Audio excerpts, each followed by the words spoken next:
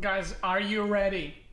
We have peaked in terms of content. We are about to hit that peak cringe. I'm about to watch my own interview from 3 years ago. Was it 4 years ago? 3 or 4? 2016! Oh my god. Okay. Tell me how's the sound. That's loud. Alright. Greetings everybody, we're here in World Electronic Sports Games in Kyiv and Does it sound good? It's good? Okay. I'm here with Beastyqt, who made quite an upset yesterday. He runs from the first place from Group A. So Alexander, welcome to World Electronic Sports Games and please tell us how did so it cringe. Thank you. Well, I came into the tournament, didn't really have any Look, expectations. even when I'm not fat, I have double chin. Oh, was I fat then? I actually don't know. See, so one thing I wanna... I hate watching myself IRL. Like, I never watch homemade videos, like, just like funny videos that I shot with women because it's just cringe. But, so Russians always call me Beastyqt. Not Beastyqt, not Beasty, Beastyqt. That's how they pronounced it, okay? So that's why he calls me like that. And by the way, for those who don't know, this is Alex. He has a huge YouTube channel. He casts games. He's an organizer. What doesn't he do?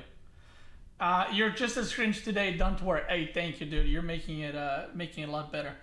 But yeah, this is WSG. This was my last European tournament that I've played when I was a pro player, and it was, I guess, after I advanced the group stage.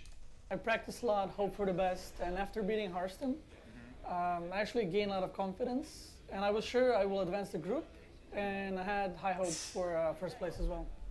Okay, that's great. I wanted to talk specifically about your TVP, maybe very inspired by some other Terran players and their builds. Yeah, I took some builds from Beyond. Obviously. Most of them were from TY. I changed a few things just so they can work against opponents, like, you know, Harston and Showtime, but yeah, I watch a lot of Korean tournaments and it's a pretty good place to take builds from, for sure. You can see I'm so awkward. Like, even today, you'll see the next interview if you watch the second one, you see I'm more comfortable. But back then, I was like, I would say until like a year or two ago, I was just so fucking awkward in front of cameras. And I think streaming, like, and doing whatever I want on stream helped me a lot with that. But, like, if you guys haven't been in front of the... Look at that smirk, dude. That should be an emote right there. Emote right there. But if you haven't been in front of camera live, it's such a weird experience. It's just like the way you see it is like, oh, you're just sitting with someone. But you don't see like 3 different cameras on this side, fucking lights that are blinding you. And I also don't know where to look, right? This is the awkward part when you do professional interviews. And I've done so many of these. And I still, well, I don't know if I still suck at them because I said streaming helped me a lot. But it's like, there's 3 cameras, like one here, one there. And then you're talking to the person and it's just like, where do you look? You know, like when you're talking, if you look at the guy, it looks like you two are in love. But if you look at the camera, it looks like you're ignoring the person interviewing you.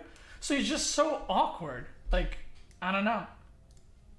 Yeah, but if you meet any other products in our tournament, aren't you afraid that you have basically shown your hand in group stage, or do you have anything prepared which you haven't shown yet? No, I still have a lot of builds. I always prefer having, you know, 10 builds that I do, you know, at 80% than have 2 builds that are like 100%, because I think mind games are very important to StarCraft II. True! And I always prefer to play that way. Yeah, that's great. True. So, do you prefer playing versus Protoss in the later stages of our tournament, or maybe any other matchups, races, or specific players, for example? I mean, no specific players. I would maybe like to play against Zerg, since I practice that quite a lot. I would like to avoid Protoss simply. I didn't know back then, but I lost in semifinals to Zerg. So maybe I shouldn't have wished for that because it did not work out. Because, like you said, I did show some builds. Yeah. I have a few more, but it's better to just play against Zergs since I haven't played a single one yet. Speaking about your ladder trainings, actually, as I'm random myself, I was really interested in your streams when you played random. So I wanted to ask, are these random trainings, I mean training your random race, helping you as a Terran, or maybe disturbing your mechanics and some other stuff? I mean, they mess with the mechanics a little bit, but it also helps you understand the other races really well. Like when I was off racing, when I played Protoss, I see how annoying it is to remove Widow Mines, for example, or to just deal with Liberators. So once I played random quite a few games, I started doing that in my own games, like against those two races, just using the Liberators in certain positions and stuff like that. Well, that's And actually I think true. it definitely helped. Haven't you thought about the You can ways, see I'm so that, serious. make you closer to Russians, Ukrainians, to the people from Eastern Europe? Because, for example, your name, Alexander, we basically have the same name here in Russia and Ukraine. Then you've played several years for Team Empire, and you were quite close to many players from our region. Can you tell something? That was my favorite some team, by other the way. details, probably, that make you closer to our guys? I mean, every event, you know, there's always like groups of people. You have, I don't know, German people Yeah, yeah, together, sure, but I always yeah. stay with, you know, Cass, Happy, Braddock, people like just from Ukraine, just Slavic people in general. It's always like, even though we can't quite understand each other with the language, I can recognize some words, and you know, it's always nice because we have, the countries are very similar in a lot of things. So. We have, like, we're all Slavic, so. You know, the funny thing, that's not a thing anymore, but back in the day, for the first, I would say, 4 or 5 years of StarCraft, that was a big thing. You had so many pro players from each country that every time a tournament would happen, sometimes teams would stick together, but most of the time, people from same countries would stick together. Like German people would always be alone, Swedish people would be alone, French people or players would stick together, and then sometimes people would go with their teams, but it was mostly with their like native speaking countries. Like Dutch people would stick with German people and stuff like that. And it was always like that. Like Russia, Ukraine was always together, and because I was the only pro player from this region for like first 8 years of StarCraft. I mean, Goblin is now a pro player. And Ptak, I guess, used to be somewhat of a pro player, but he wasn't super active. I was always the only guy from this whole region, like from Southeast Europe. So I was like trying to, you know, get in somewhere. What about Poland? Yeah, same thing with Poland. Like every big country that had big player pool was always having their own groups, and, you know. Yeah, that helps a lot. So again, can you tell us something about your Team Empire times? Like you become closer with Braddock, with Happy, with Cass. You've practiced with them a lot, right? Maybe some other details. Maybe you miss those times. I don't know. When I joined Team Empire, I was basically unknown, and I think Cass was the only player in the team at the time. And then Happy and Braddock joined later. For quite a while, we were in Europe. They called us, like on forums, the four horsemen, because we were the 4 Terrans and we had no one else in the team at the time. So every time we played a clan war, it was just 4 Terrans, and everyone would put, you know, best players against Terrans. Actually, we didn't play, we didn't practice together, and the reason for that is there were no good Terrans in Europe. So we all just played ladder, and we would meet each other so often that we never needed to play custom games. And when we played against other teams, no one was putting Terrans against us because we basically played each other whole day. So. That's actually very true. I know it sounds silly, which is why I'm like smiling there, but there was a period of like 2 to 3 years where top 5 ladder was 4 of us. Or let's say top 10 ladder, it was 4 of us, and we would play each other constantly, like I said. And we just never did custom games, because I played those guys like at least 10, 15 times a day. And it's like, you know, so whenever we did clan war, like I said there, our lineup is always like 4 Terrans. And then every other team puts the best Protosses and the best Zergs against Terrans, and we were still winning anyway. When did Hero Marine become actually good? Was it after your active pro gamer time? I think probably 2017, maybe 18. I mean, I don't know what you consider actually good. I think it was good before that, but yeah. But those were the good times. There was actually opportunity, I think 2 years ago, for us to rejoin into the same team, but nothing came out of it. Oh yeah, I remember that. Yeah, that's a shame. So speaking about those times as well, as far as I remember, you attended World Cyber Games 2011.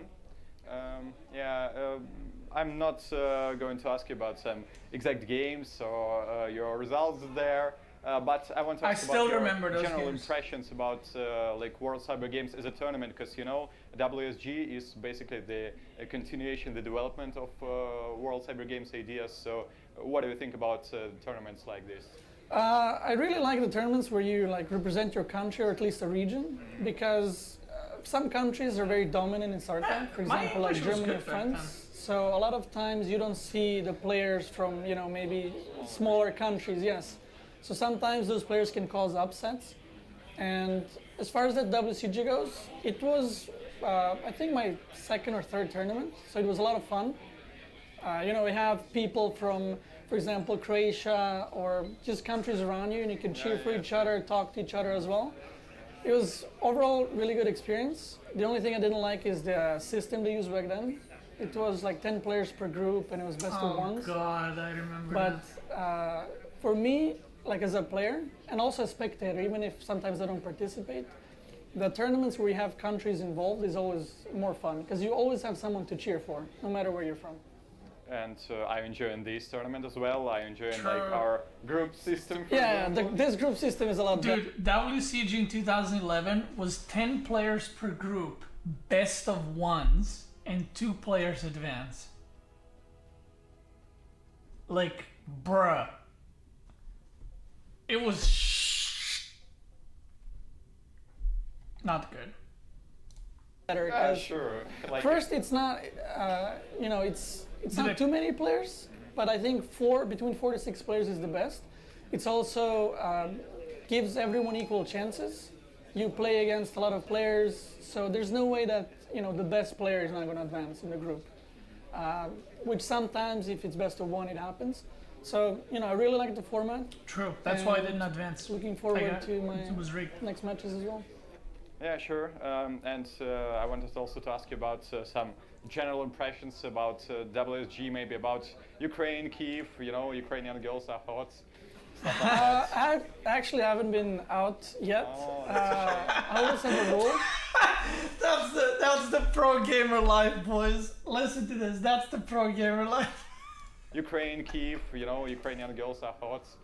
Stuff like that. I actually haven't been out yet. Oh, that's a shame. I always have a rule where until I'm out of the tournament, I don't go out to party. Oh. So I'm very like strict about that. So the moment if I lose the tournament, you know, I'll go out and I can let you know more about that. I see. So you're not inspired by Stefanov's example, right? No, I have different mindset, I guess. Okay, that's fine. So we wish you good luck in this tournament, in your playoffs. You will represent Europe and you will represent your country in WSG Global Finals. Oh yeah, that was...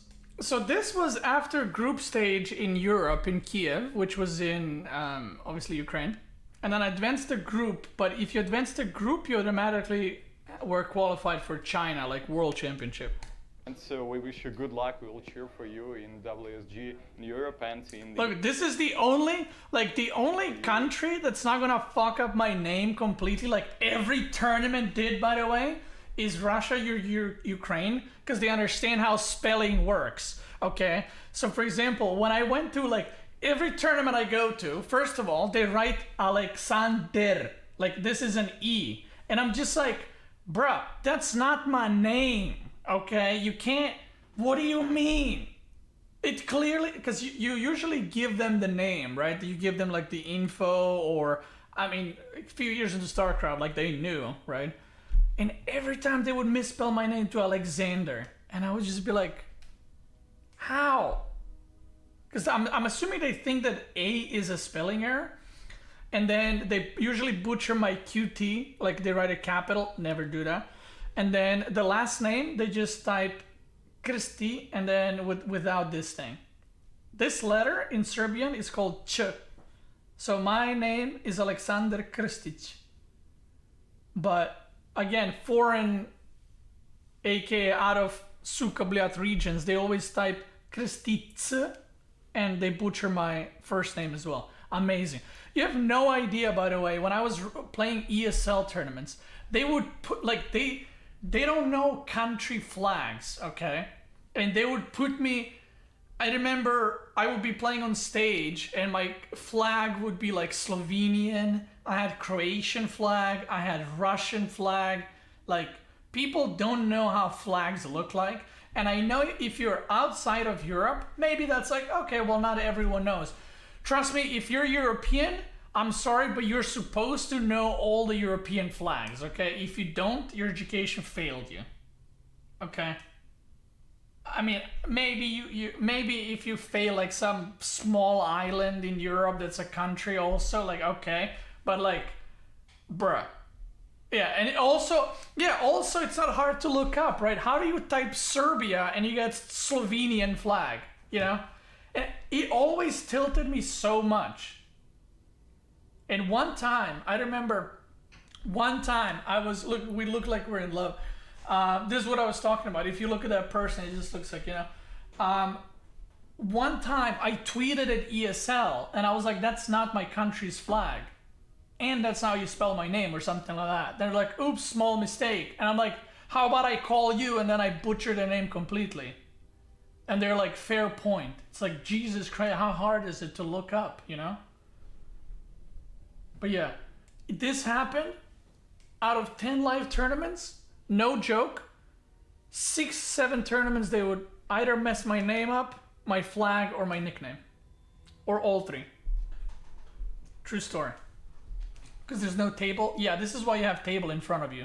Because table takes the awkwardness away a little bit and it points you to where you're doing the interview. But that was a lot of fun. Man, the thing tilted me. It brought up a lot of memories regarding butchering my everything. Do you guys want to check another one, or are you guys good? This was, by the way, 2016, and I thought my English back then was a lot worse, but it's like same as now. Okay, let me check another one. Okay, so this one is more recent. Let me know how the sound is. Hey guys, we're still working at BlizCon. As I've been doing the previous interviews at BlizCon, it's still BlizCon, guys, but it's actually... Is sound good? I think there's only sound from one ear, though. Friday, so we managed to... So you can see already, by the way, the way I act in front of a camera is different. Look. Hey guys, we're still at BlizCon. As I've been doing the previous interview at BlizCon, it's still BlizCon, guys, but it's actually Friday, so we managed to just watch Cyril take out Sue.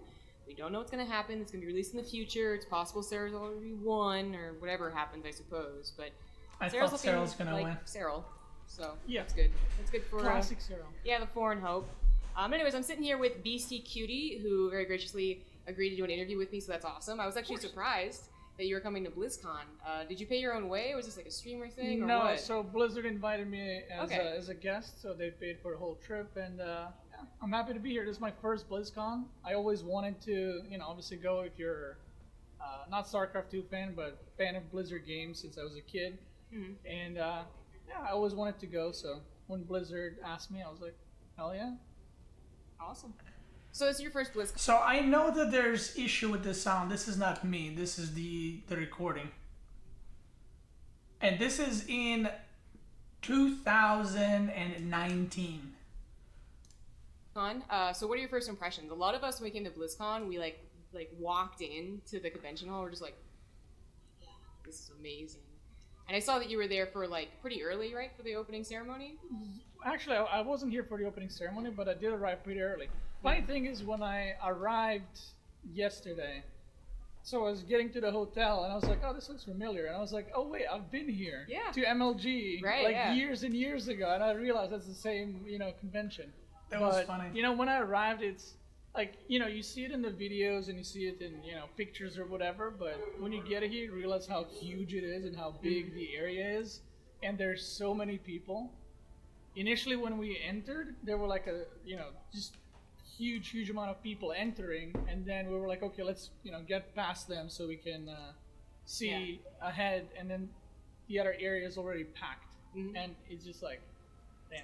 It's a ton of people, and it seems to just be getting bigger and bigger. They've actually like they pretty much like own this entire area for BlizCon, but they've even expanded like how you get tickets. Is the sound loud enough, by the and, way? like, media passes go through the hotel. It's insane how it keeps getting bigger. But anyway, so it's awesome that you're able to finally come here, especially on Blizzard's dime. So thanks, Blizzard. But I really want to talk to you about your general experience in StarCraft. So for those of you who don't know Beastyqt, so shame on you. Yeah, first of all, shame on you. But I guess you might know him like maybe from the good old days. But see what I mean? Look at my behavior in this interview and in the previous one. This is what experience does. And honestly, streaming, like from 2016 to 2019, because I was a full-time streamer, streaming so much and being so much on the camera, you just kind of let loose. You know, you're not that serious anymore. As it's a pro, you're not really a professional player anymore. You're a very professional streamer and YouTuber. So talk to me about your rise through StarCraft and when you decided to swap from being pro to being, I guess, entertainer. So I started, I guess, in 2009. I used to play Brood War as a kid with my cousin. We would play against AIs, and when they announced StarCraft II, initially I can't remember the date. I was like, oh, I can play some, Brood War to kind of get into it, and maybe I'll play StarCraft II. So I played a lot of Brood War for about 6 months. I got pretty high rank because I was playing a lot. And when StarCraft II came out, I actually had no money to buy it. So, I was 17, That's a true 18, story. and a friend of mine offered, he's like, oh, I have an account, you want to play some 2v2s? And I was like, nah, like, I'll get addicted and I can't buy it. I literally had no money for it. And, Like, StarCraft was how much? 50, 60 euros? And you were making like 200, 250 euros a month in Serbia, right? And I was in high school. Like, I was coming out of high school. So it's like, where am I going to get money to buy a game that was that much? He's like, oh, let's just try it. I was like, okay, fine, let's do it. So we did it. We played more and more. And I was like, this is pretty fun. Eventually, I got my own account. And that's how it all started. So it literally started because he kind of, pushed me into it. Then I laddered. I had no idea about pro gaming. I knew the pro game was a thing in Brood War. Had no idea that that's happening in StarCraft II, that there were tournaments. And I remember when I saw my first tournament, it was some online cup. I was like, you guys get paid for this? And then I realized the players that are winning are the players that I'm playing in ladder every day. So I was like, oh, wow. So I typed StarCraft II tournament, started participating, and eventually got picked up by Team Empire. I was with them for a couple of years, I think actually 4 years. I played Terran professionally for about 6-7 years, and eventually I kind of had enough. Okay. I think lost the passion for competing. I think if you want to compete, you need to want to be the best. You need to want to win, and I kind of lost that. Okay. So for a bit, I was worried, like, what am I gonna do now? And my girlfriend actually suggested, maybe why don't you try upload some, YouTube? And I was like, I have no idea how to do that. Like, no one's gonna watch that. I don't know how to do it. I can play games, but I suck at life basically. So she's like, I'll just try it. I was like, fine. So I upload, and it goes kind of okay, and it kind of interests me. I go more and more into it. I start learning editing and all the things about YouTube. Next time someone asks me how did I get into YouTube and streaming and stuff like that, I'm gonna just play this video because it actually explains everything. Beasty, I have a girlfriend, by the way, cutie. What do you mean? It's a true story. I'm sure you know about. I started doing YouTube for about a year, 14 hours a day. Every single day I was editing my videos, making content, how can I improve everything and stuff like that. And I kind of got really into it, and I was like, okay, this is a possibility, something that I can do. Went full-time streaming, no more competing since 2016, I think. Maybe 2016, I think, mid. Okay. And since then, I've been uploading literally every single day, and it's way more relaxing. I mean, I love it way more. You're not stuck to, practicing same build for like 8 hours a day. You have freedom. I switch to random because I can play all 3 races, and it's kind of like never-ending fun. Whenever you get bored of one race, you can just play another race a little bit. try something new, and yeah, pretty much it. Yeah, And now we're here. Yeah. Now, well, see, the thing is, like, now Imagine you're that. really, like, you're quite a huge YouTuber. Your stream also does very well whenever I see it. The difference is crazy between the two interviews. I know, right? Like, see, like, this is like experience with camera and inexperience with the camera. Plus, I was older, so there's that as well. I always check the Team Liquid sidebars. That's how I check it out. But your YouTube was especially impressive, and you said that you came from just basically no knowledge whatsoever of how to do this. Absolutely none. Were you just looking at other StarCraft II media, or were you looking at YouTube in general to learn? So I did a little bit of both. I tried to understand, why videos go viral in the first place. Like what makes a video a viral video, whether it's outside of gaming or in gaming. This guy's I so also smart, took a lot dude. of, Am I right? effort to check other channels, not only StarCraft II like Locos and Winters, but I looked at other RTS games like Age of Empires, top YouTubers, Warcraft 3, any RTS I could think of, or even other games, like what stands them out. What's their intro, what's their outro, what's their content, what are their titles, what are their thumbnails. If you look at their top videos, why are they top videos? And I did a lot of thinking, so much like research. what I want to do. Did a lot of testing, especially the first year. I did a lot of testing with my. So I did. This is why I was doing 14 hours a day, by the way, because legit 4 hours out of those 14 hours a day in the start was me watching and researching. Like I would open an Age of Empires YouTuber and go through all their videos and then go through the comments and then see what people are suggesting, what people are complaining about, and what they changed over time. Like I did so much research regarding that because I had no clue. And this is why, by the way, one of the things I said I'm going to change about my stream and my YouTube, this is something I want to go back to. Because I feel like for the past year and a half, maybe even 2, I've gotten, not 2, but past year, I've gotten a little bit lazy with that, I got to say. I got too comfortable and I want to go back into it. Content to kind of figure out where I fit in all of that. Because the one thing that I think everyone that's doing streaming or YouTube, you're gonna have to have your own thing, and I didn't know what that was, so I was just kind of experimenting back and forth. Did a little bit of casting, a little bit of guides, analysis, gameplay, silly like series or challenges, and at this point I kind of figure out what works for me, what people enjoy watching, so I just kind of stuck with that. Okay, so what would you say your brand is then?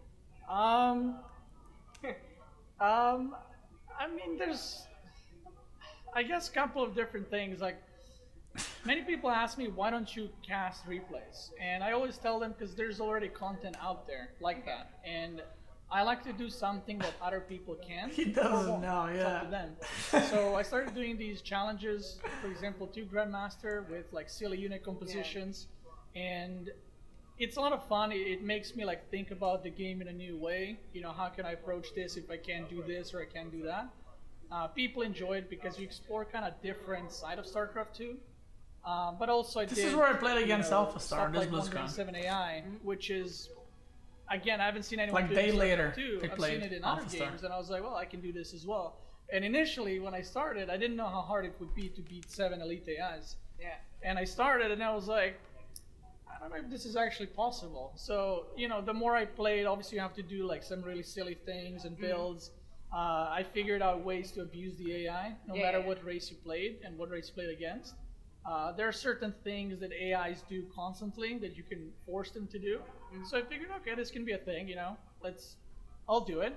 So I won my first 1 versus 7. I uploaded it to YouTube, and people loved it because again, it's kind of unique content that I haven't seen before, and that's how pretty much everything I do. That's one of the, by the way, that's one of the first things I found when I was researching other channels.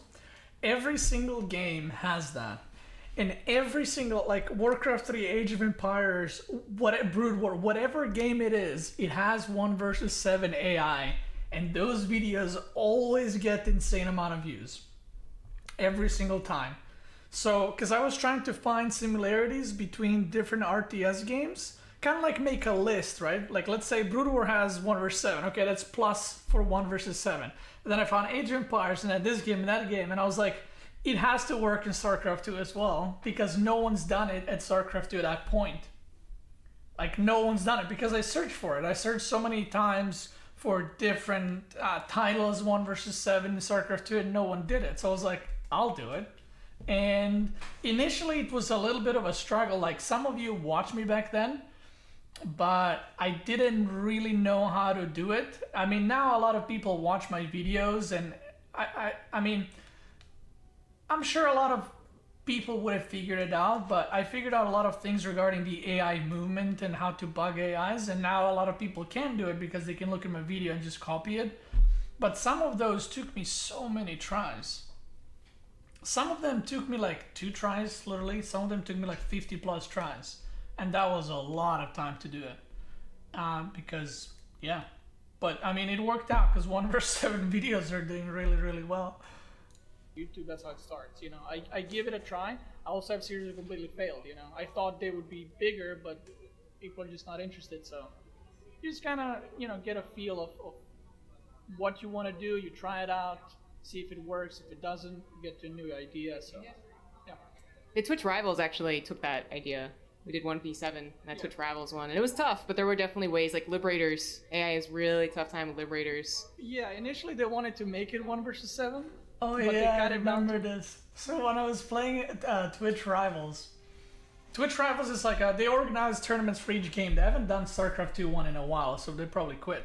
But they wanted to do Twitch Rivals with like arcade games, I don't know, co-op and 1 versus 7 AI. So they announced it that they're gonna do 1 versus 7 Elite AI, and all the participants complained that it's not possible and they won't be able to do it. And when I saw it, I was like, oh, hell yes, because obviously I'll do 1 versus 7 Elite AI. But everyone else was complaining it's too hard, and they eventually cut it to like 1 versus 4, I think, or something. And even then, only few people completed it. It was pretty funny.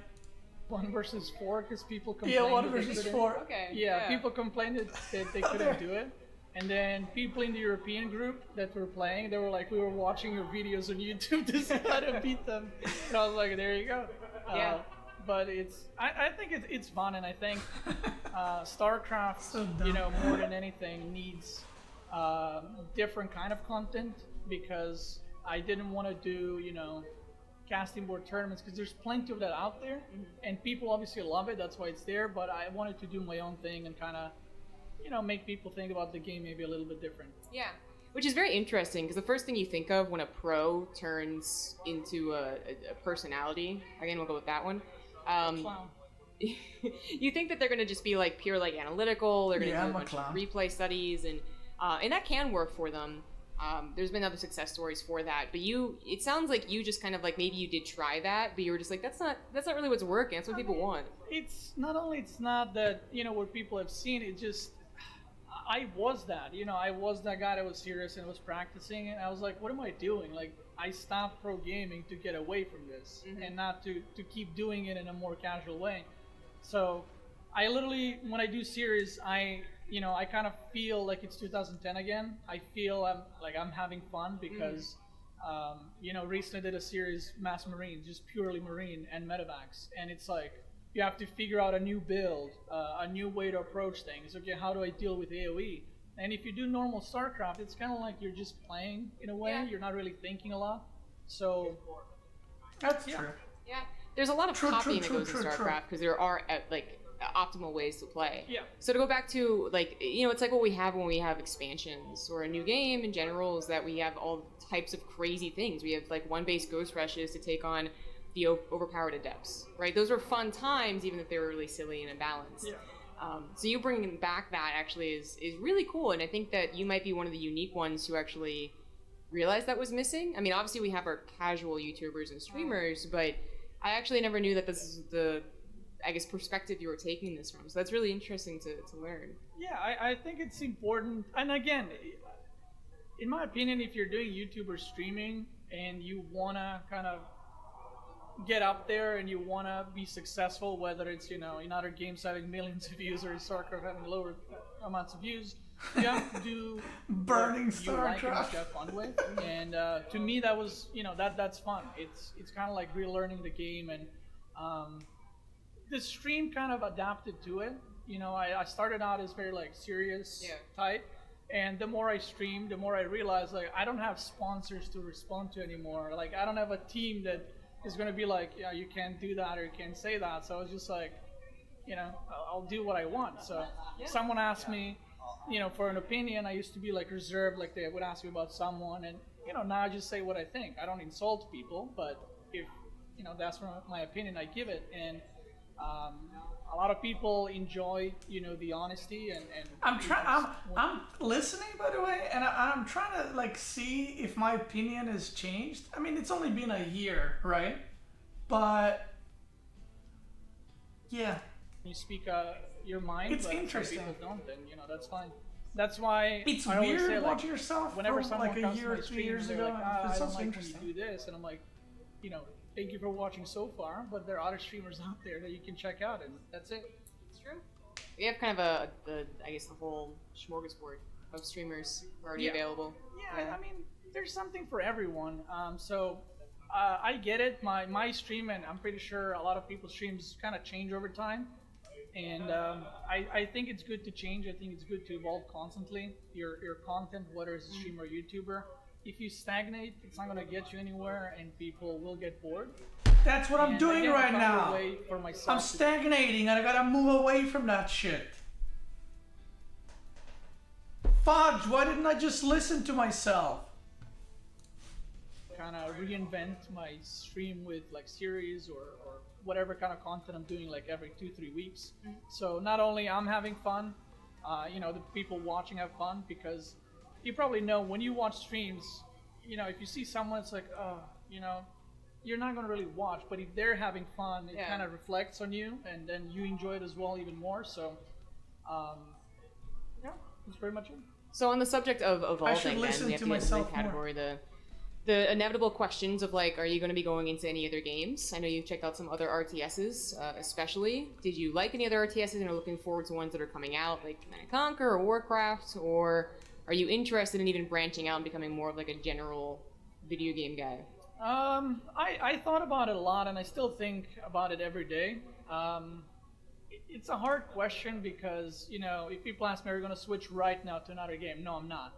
I tried our other RTS games, and I played tournaments in them.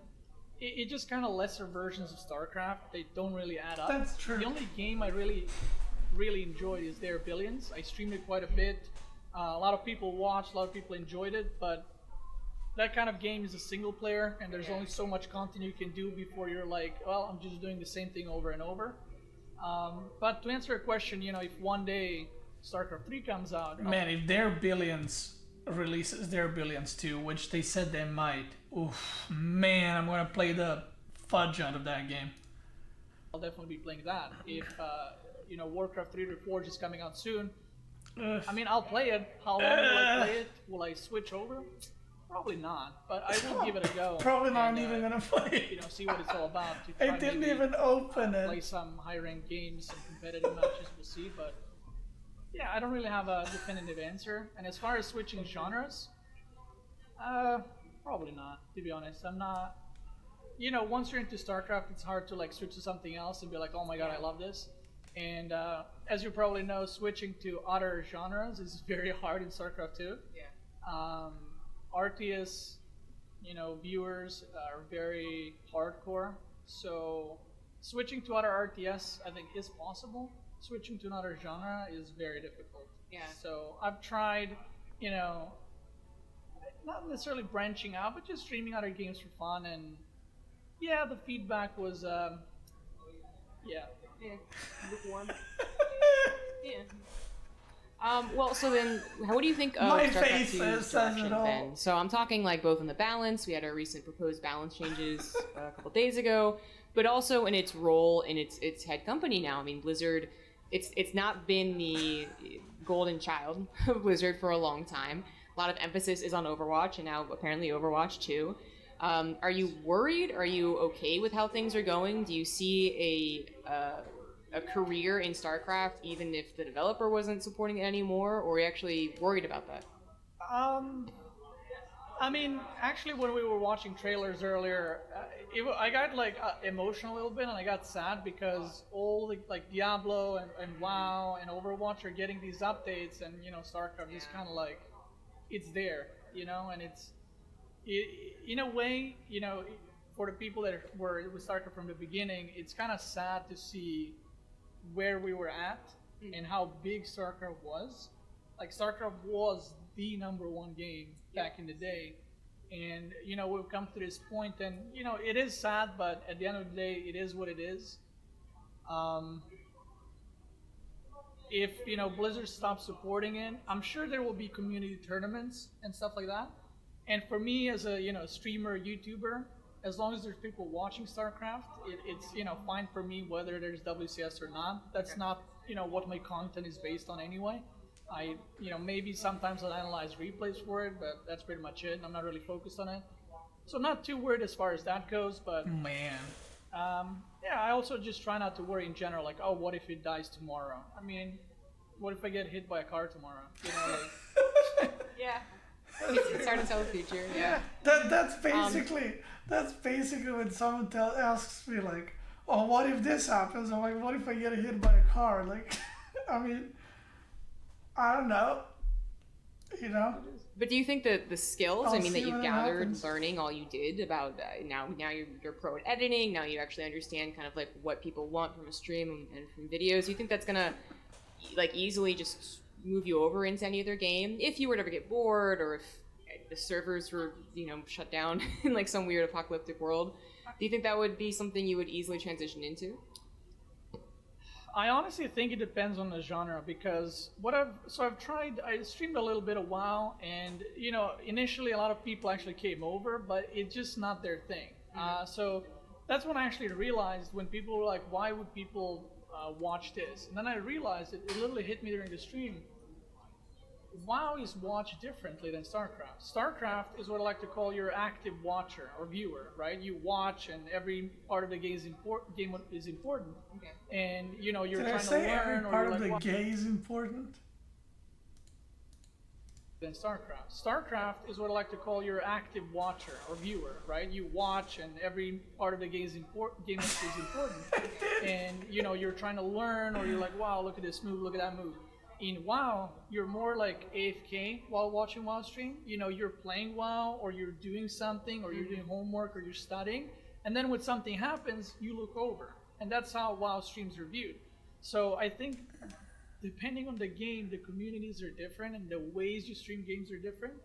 So I think if I was streaming a more strategic kind of game, I think I would be able to kind of switch into it, because that's it would be closer to StarCraft. But I think if I switched over to like Those are all wise words, I kind gotta of like say. completely different, because you wouldn't have these moments where you're explaining what you could have done better. It's an FPS, you just shoot, lol. Just shoot better next time, kind of thing. You're not gonna be like, oh yeah, next time I'm gonna go 7 degrees angle down. Like, nobody does that. It just kind of play over and over, and then scream suka bliat on voice and stuff like that. So it's like. It's completely different, but I mean, hopefully it doesn't come to that, but if it does, I'll probably, again, go into like some kind of strategy side rather than, battle royale and stuff like that. Yeah. So I'm correct to assume that you wouldn't be interested in like hosting or casting? I thought about it a lot. So I'm not one of those people. It's like, oh my god, I wonder who's gonna win. I don't have it in me. Like, that's just not who I am. So if a game is over, like, I'll just say like, this guy's dead. Like, he's dead. Pro So gamer.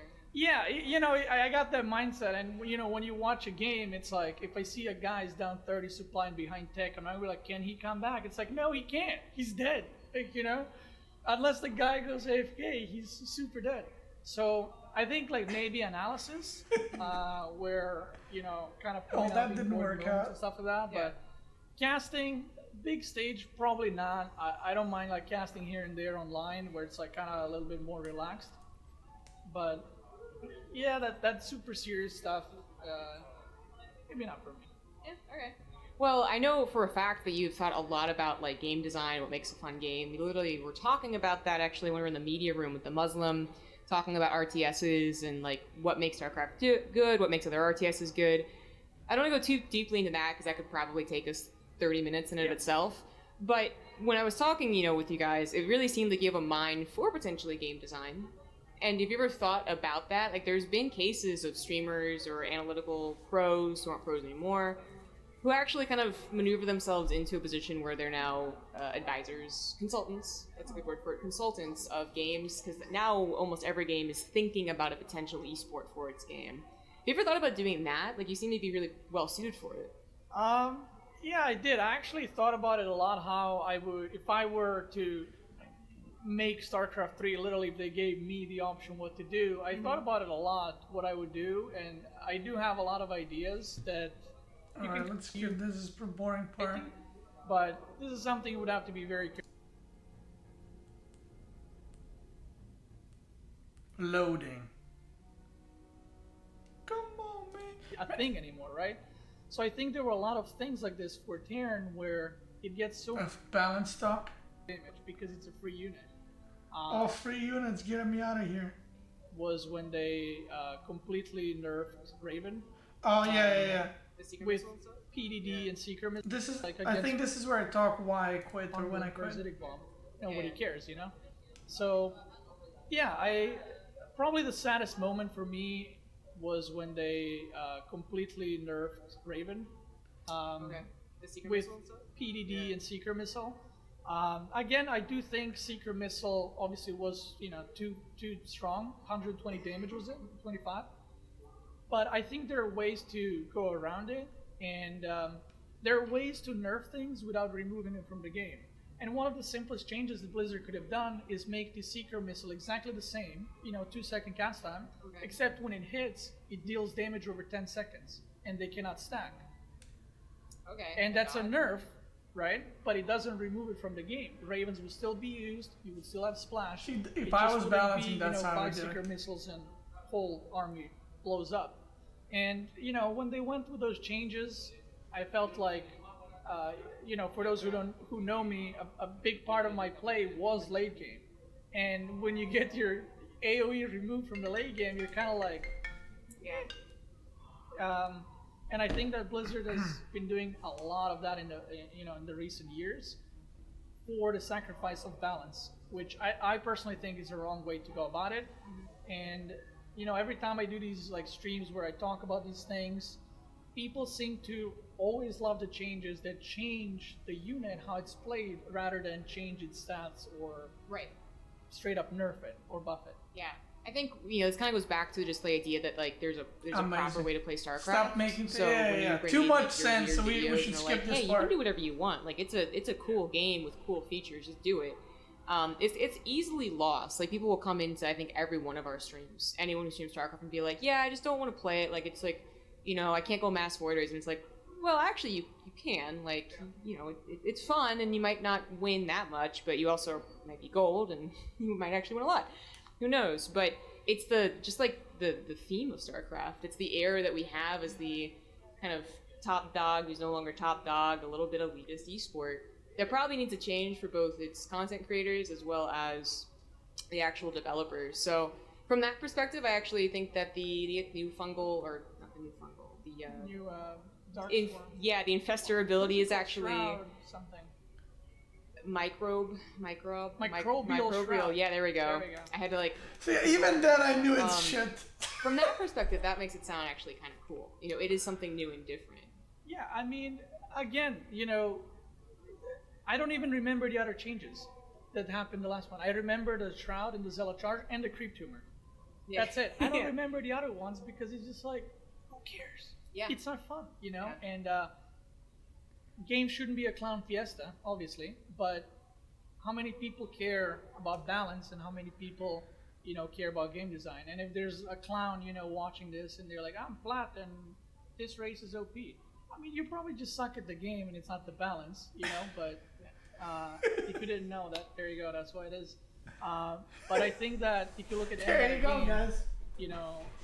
League or Dota or whatever other game, they constantly rebalance and not just Town Hall guys we're calling gonna me. give it damage. They change, they rework heroes, and I mean they're doing well. So When people bring up of, oh, but what if it's going to ruin the game? It's not. Like, I'm not asking to change 30 units, upside down, but why not, now it's a post-BlizCon patch, take a little risk, play around with the units. Numbers are easy to adjust. I think it's just about kind of getting it started and not really worry about this guy, dude. The backlash of crybabies, because they don't want the game to be changed. It's just a silly perspective, I think. Okay. Well, certainly I hope that Blizzard will continue doing. I expressed myself wrong there. It's a stupid perspective. That's silly. In any we haven't had a huge one, I guess, since huge change up since the actual expansion, but clearly they're still willing to add in a couple new graphics and a couple new ways of playing that hopefully continue on for as long as StarCraft II continues on. But I've taken up enough of your time, so I'm just going to call it here. Thank you so much for sitting down and talking about game design and stuff. Go ahead and do your shout-outs, where they can find you. Twitch is Beastyqt. Check me out there. I lose and win games every day there. New memes are born every single day. Check out my YouTube channel, Beastyqt SC2. Daily StarCraft 2 content. Wow, I do mostly gameplays, but a lot of checking out patches and stuff like that. Discussing things here and there. And that's pretty much it. Thank you for the interview. Oh, all right. Awesome. All right. Amazing. Guys, we have peaked in content. I just watched myself give an interview from 2016 and then an interview from 2019. I mean, that's just peak right there. That is peak content, peak performance. What else can I say? But in all honesty, I thought it was a lot of fun. Obviously, the BlizCon one is an interview I remember somewhat because it was a year ago. But it was interesting to watch the 2016 one and just see the changes with how I work with the camera and how I talk and stuff. Yeah, it's a lot of fun. Which Beastie would win a 1-on-1, 2016 or 19? 16, probably. I was way better.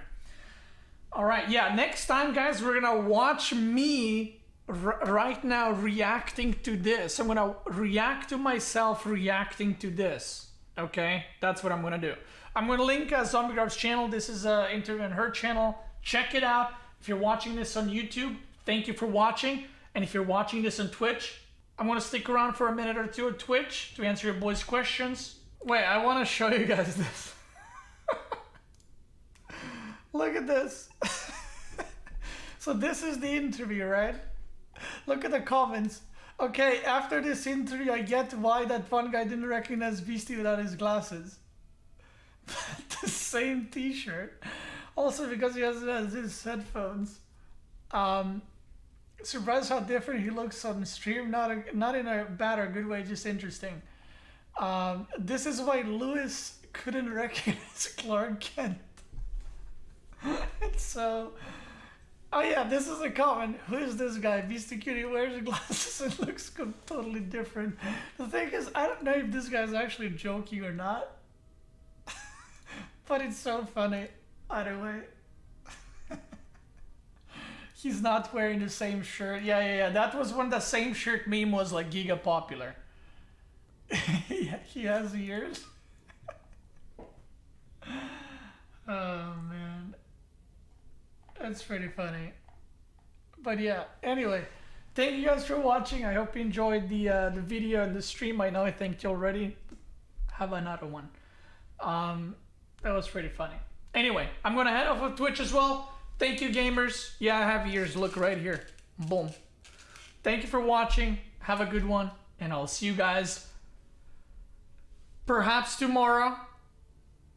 And then big announcements coming up on Monday. Big announcement.